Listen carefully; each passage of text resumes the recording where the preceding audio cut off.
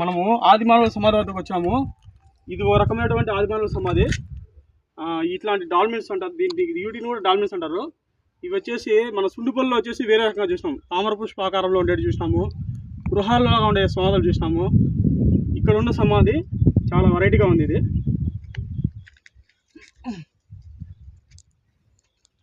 లోపలైతే ఎటువంటి ఏమన్నా బొమ్మలు అన్న ఉంటాయో చూస్తే ఏం లేవు బొమ్మలు ప్రస్తుతానికి. చూడండి ఇక్కడ దగ్గర చూపిస్తామండి, ఎన్ని పెట్టాలంటే ఒకటి రెండు రాళ్ళు పెట్టడం, పైన బండ పెట్టారు, క్యాప్స్టోన్ అంటారు దీన్ని.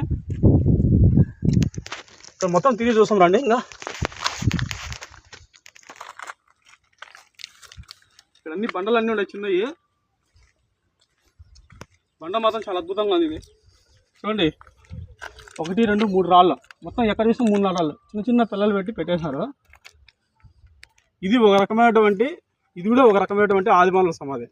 ఈ మనము తిరుపతి దగ్గర చంద్రగిరి అని ఉంది, చంద్రగిరి గురించి కొంచెం పైకి పోతే అక్కడ మల్లాయిగుట్టపల్ల ఏదో ఉంటుందన్నమాట. అక్కడ ఉండేటువంటి ఆదిమానవుల సమాధి, ఇక్కడ ఉండేటువంటి ఆదిమానవుల సమాధి రెండు ఒకటే చూడడానికి.